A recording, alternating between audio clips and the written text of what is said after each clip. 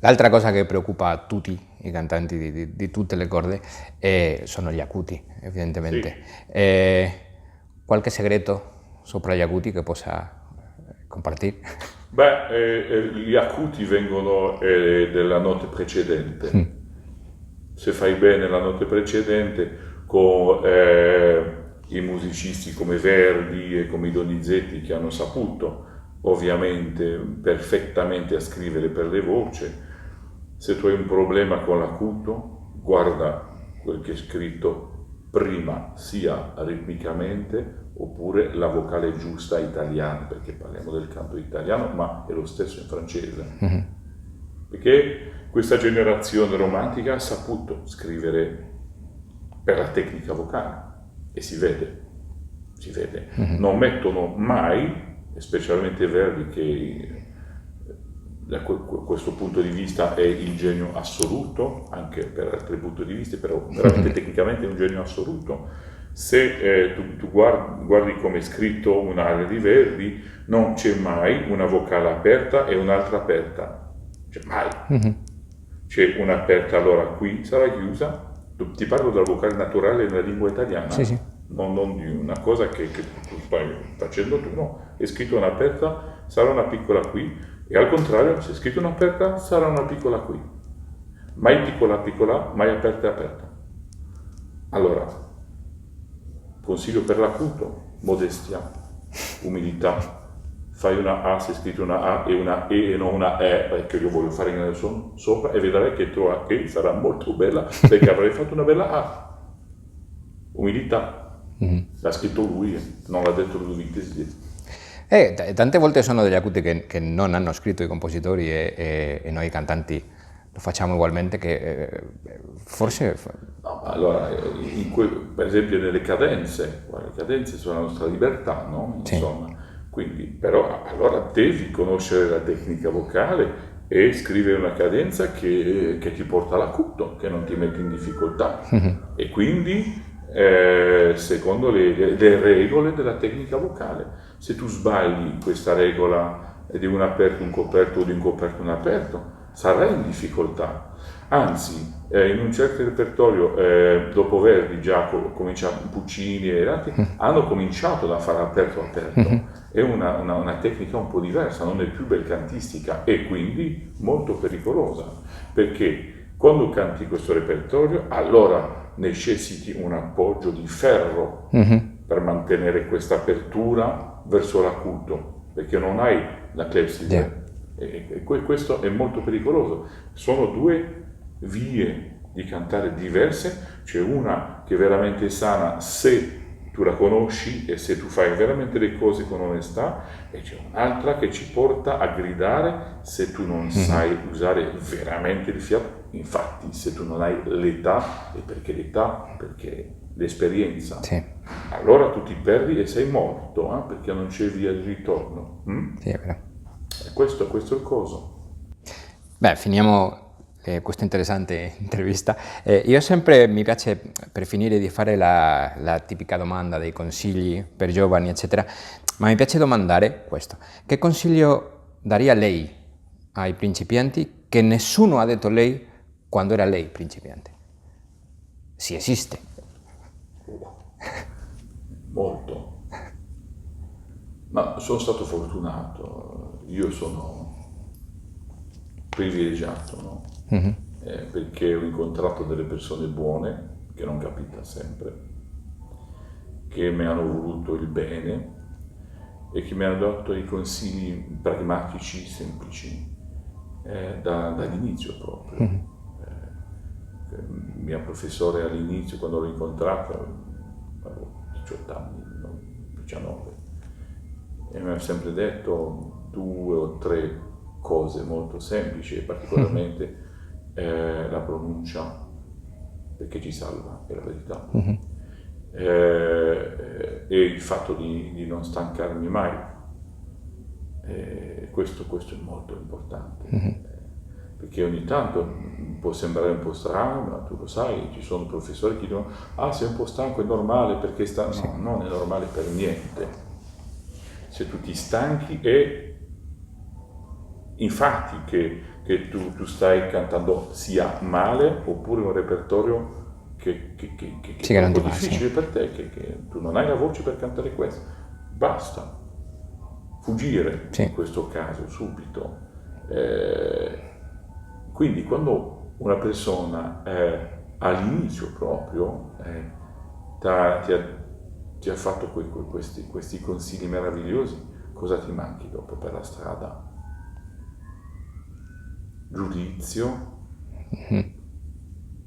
però va con questi consigli. Se tu credi questa persona, tu non devi stancarti, tu devi essere paziente, eccetera, eccetera. Quindi alla fine non ti manca niente. Dopo io direi che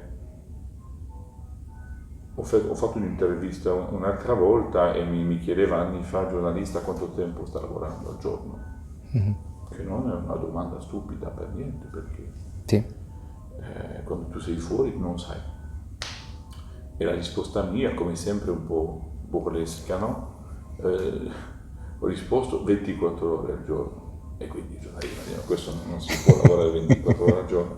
Sì, si può, perché quando ho fatto la voce, non so, un'ora, ho cantato 2 ore, dopo mi gira in testa quel che ho sbagliato, quel che era buono, e durante la notte mi vengono le soluzioni tecniche. Ma un scherzo? No, non è uno scherzo. Vado a letto con problemi e quando mi alzo la mattina vado a assaggiare quel che ho sognato su questi problemi. È così. Facciamo un mestiere, specialmente quando tu tocchi questo livello bellissimo, è un mestiere un po' ossessionale, no? Che ti prende la testa proprio. Sì, un stile di vita questo E giocato. così fa parte della vita. Siamo un poco, perché ho fatto un po' di giovane dei scacchi anche, sai, questi giocatori di scacchi che lasciano il gioco qui, che vanno a dormire, che il giorno dopo hanno la soluzione di tal posizione, è proprio così. Sta lavorando, c'è sempre non so, un'abitazione, un camerino nella testa dove c'è una cellula che sta lavorando sempre, e deve essere così. Quindi tutto questo per dirvi che ci vuole lavorare molto, ma non solo la voce, ci vuole lavorare molto tutto, le lingue, perché ogni lingua ha la sua musicalità, Sì, è vero. molto importante. Ti dicevo, tu devi fare la vocale giusta qui per cantare l'acuto bene con la vocale giusta qui. Se tu non sai la vocale giusta in italiano, il mio consiglio è non vale niente, Sì, è vero. capito? Quindi questo è molto importante, sia in russo, in tedesco, in francese, poi essere capito e convincenti in una lingua quando la canti è un onore, perché sei ricevuto dal pubblico locale in un altro modo, perché è un rispetto marcato a loro e io lo apprezzo molto, quindi io cerco di essere il più vicino possibile a una certa perfezione, non tanto per me, ma perché loro sono della lingua e io voglio essere convincente. E poi ci aiuta vocalmente anche, perché è sempre la stessa cosa, tu aggiungi tanti ingredienti ma alla fine ti migliora la voce. Quindi devi lavorare questo culturalmente, anche musicalmente, è un mondo a sé, è per questo che è un mestiere appassionante. Se fosse solo a lavorare e a fare delle vocalizze, non credo che oggi io sarei qui, perché per me ha un interesse, però ha un interesse per servire l'interpretazione. Come vuoi servire l'interpretazione usando una voce ben messa, senza sapere la parola, senza dire la parola, senza capire la parola? Vai a fare suoni belli, ma alla fine è niente, non è opera, arte lirico. È molto importante, quindi questo sarebbe il consiglio che infatti, hai ragione tu, non ho mai ricevuto, perché avevo naturalmente il gusto per questo, è stata una fortuna, devo dire, ma cercare molto. Un esempio è quando sono stato veramente debuttante, giovane cantante, era molto difficile di trovare le versioni un po' antiche, no? Abbiamo dovuto cercare tra questi vecchi dischi e trovare, era molto difficile, però appassionante Sì, lo sì. stesso perché è un po' la caccia al tesoro, era molto interessante però. E oggi fai un click e hai tutto da Sì. internet. E perché una bella parte, ti assicuro, di questa generazione non va mai a sentire i vecchi da internet, allora che loro hanno tutto. E noi non abbiamo avuto niente e abbiamo, quando abbiamo trovato, ti ricordi, un disco, era come una gioia profonda e l'abbiamo ascoltato finché come si dice, Sì, sì, la sì. cosa sta passando attraverso Sì, è vero, vero. di plastico. E era meraviglioso. Oggi c'è tutto, io vado ogni giorno a sentire trasversione perché io sono sempre un appassionato non del mio mestiere ma dell'opera. Eh? E ogni tanto, spesso per dirti, parlo con giovani cantanti e non vanno, oppure vanno a Sì, sentire non delle conoscono nessuno. versioni di qualità recente, ma perché? Io, forse è un po' stupido, ma quando tu senti una versione, diciamo, degli anni 30, certamente il suono è favoloso, eccetera, eccetera, sei molto più vicine delle Sì, origini che le nostre versioni, che purtroppo sono belle. Quindi vado ad ascoltare un poco. E ovviamente ci sono difetti anche di stile, eccetera, oppure cose che non possiamo più fare così oggi, però è sempre interessante. E non ti parlo delle voci, che abbiamo avuto delle voci bellissime, ma abbiamo delle voci bellissime oggi, veramente, sì. veramente. Ma loro hanno avuto un certo modo di recitare che è veramente interessante. Non è sempre old style. Quando tu ascolti Apollo Granforte che sta cantando l'Otello alla Scala, io credo, c'è un bel disco con Maria Carbone, meravigliosa. Nello Fusati un po' così, però la Carbone era meravigliosa e Granforte è super moderna negli anni 30. Tu l'ascolti, già la voce è Sì. fuori il mondo, ma il modo di recitare è super moderna, fresco. Lo stesso vai a sentire Max Lorenz durante la guerra ha fatto brani scelti, no? La Valkyria, sai il primo atto quando Sigmund incontra Sieglinde e tu, se tu non l'hai sentito, tu vai a immaginare una cosa durante la guerra, no? Pesante, ma no, è fenomenale, è super vivo, rapido, fresco, ogni parola, la voce che va così. Perché i giovani non vanno a ascoltare questo e cercano di riprodurre il suono invece di ascoltare il modo di recitare? Questa è una parola eccezionale che ci ha dato l'Italia. Recitare, basta cantare, recitare ancora più forte, no?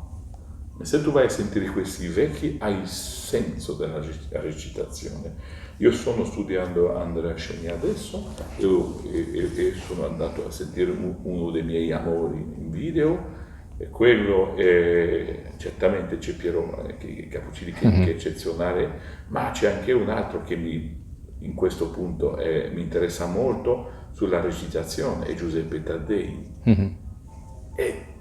È straordinario. Quando tu senti la voce di Piero è meraviglioso. Sì, è un'altra cosa. Meraviglioso. Ma una voce molto interessante, Taddei, grandissima voce, ma il modo di dire la parola, guarda, ti dirà la pelle d'oca. E io sono triste perché io trovo che tanti giovani cantanti oggi non hanno il gusto di questo. E non sanno chi è Giuseppe Taddei. O Sesto Bruscantini. Sì, non sanno, ma cosa tu fai con Bruscantini? Ma tu le fai ascoltare, vieni, ti faccio ascoltare. Ah sì, però la voce. Lascia la voce. Mio nonno mi diceva, quando Taddei veniva a cantare Rigoletto a Marsiglia, la sala intera piangeva. La voce chi se ne frega. La sala intera piangeva, perché lui era un fenomeno tellurico, no? Questo è l'opera. L'opera non è solo... È teatro, no? È tutto. E quando è tutto l'opera, allora diventa molto grande. Quando non è tutto, diventa una cosa o sia sociale, o sia qualcosa, ma manca qualcosa, no? La verità. Anche l'orgoglio di prendere un rischio, come abbiamo detto per il fiato, per esempio, oppure acuti, è meraviglioso, no? Insomma, ci sono momenti straordinari all'opera, no? Quindi questo è il consiglio, lavorare molto, ma non solo la voce, lavorare tutto che fa parte dell'opera, e c'è da fare, c'è da leggere, ascoltare, ogni tanto visitare i musei. Quando sono stato giovane, io scemo, il primo Posa che ho cantato, una nella presa francese, ha trovato che sono stato un po' troppo rigido e ho risposto: mi dispiace, ma per cantare il Posa, perché era una regia abbastanza tradizionale, sono andato a vedere i Velázquez al Prado e non sono così, sono rigidi con una classe fenomenale, no? Forse ho sbagliato, ho detto nella risposta, ma io ho fatto ma c'è una ragione, no? Per capire, per vedere, sai, con la mano sulla spalla, una bellezza straordinaria, no? E la gente perde la cultura. Poi tu fai una messa in scena moderna, certamente non può essere così, ma questa messa in scena era con la rapiera qui, con la, sai, il collo, quindi come un Velázquez, quindi...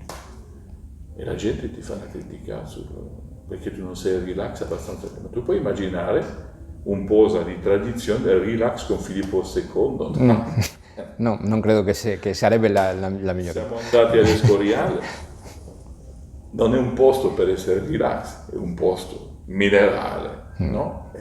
E quindi la gente per la cultura, e se la critica per una certa cultura, come il pubblico, il cantante è lo stesso, e questo io non so se è pericoloso, non so se forse è il cammino, ma lo trovo triste perché c'è tanto da portare all'opera e non solo la voce è il meglio. Sì, e non solo, tutte le arti, no? I film sono una fonte benissima di imparare. Assolutamente. Anche Io sempre, quando ho veduto il Don Carlo, sempre ho pensato che Filippo II è come Darth Vader, è lo stesso personaggio, poderosissimo, pericoloso. Sì, un padre lo stesso, la verità. E anche per lavorare un po' più fino su certi ruoli, sono andato a vedere, grazie alla mia moglie, perché è un'appassionata di questo, e lo sono diventato, tutti quei vecchi film di Bergman, dove c'è una drammaticità eccezionale, questi momenti, sai, dove ci sono due in una stanza e che ci sono dei momenti straordinari e ti fa più ricco, e certamente quando vai in scena dopo hai questa ispirazione e quindi puoi capire meglio certi momenti in scena che sono incredibili. All'opera c'è molto Bergman all'opera, e lui amava l'opera, questa Zauberflöte meravigliosa, quindi ci sono tanti frutti a prendere e a gustare, e non capisco quando, non tutti per fortuna, ma purtroppo molto giovani non considerano che l'opera non è solo la voce fa parte dell'opera, è necessario di mantenere la voce come un strumento. Tu non vai a lasciare il tuo violino nel sole o sotto la pioggia, è lo stesso, tu devi mantenere la voce, lavorare ogni giorno, così va bene, ma dopo non è il goal è di essere in scena con tutte queste capacità, questo strumento ben lavorato, con questi momenti rendezvous risolti, e dopo vai con la tua cultura. Vai a raccontare la storia al pubblico, perché loro hanno avuto una giornata accia nera, come dice, una giornata veramente difficili, ogni tanto vengono qua non per vedere uno che sta o sia rigido, senza immaginazione, oppure nella difficoltà perché il ruolo è troppo difficile, oppure mal lavorato. No, il pubblico viene come un bambino, aspetta la mamma a raccontare una storia prima di dormire, con gli occhi così. È così, l'opera è così. E se non è così, per me, non vado, non mi interessa. E vedi che ancora oggi tutti i nomi straordinari che abbiamo, non te lo dirò, però vedi, sono delle personalità. Quando entrano in scena capita qualcosa. Certamente hanno una bellissima voce, però loro entrano e c'è una firma, c'è qualcosa. E questo che ci piace, perché siamo come i bambini. Allora, sai, il lupo sta entrando, è così, è il tuo mondo. Se non abbiamo questo, ma tu fai la tua voce e per cosa alla fine? Questa è la domanda. Te, rispondendo finalmente, definitivamente a questa domanda tua, tu devi sempre, ogni giorno, chiederti perché faccio questo mestiere. Questa è la vera domanda definitiva e la risposta che tu aspettavi, che mi è venuta dopo molto, però il cammino l'hai capito e se tu vuoi ridurre tutto, ogni giorno, perché faccio questo mestiere? Se la risposta tua è perché la mia voce, non vale la pena. Se la risposta tua è perché sono interessato alla drammaticità e poi la voce è un mezzo straordinario per esprimere una forza a tutti i sentimenti, allora sei già sul cammino giusto e quindi hai già il concetto, dopo lavori questo strumento per renderlo flessibile, per farlo crescere naturalmente e un giorno potrai esprimere questi errori straordinari. Bene, benissima riflessione. Grazie tante per questa intervista, credo che è molto interessante. Sorte con il Trovatore e il resto delle parti. Dammi la salute e io ti darò il Trovatore. Questa è sempre anche la salute, il resto lo faccio io. Grazie.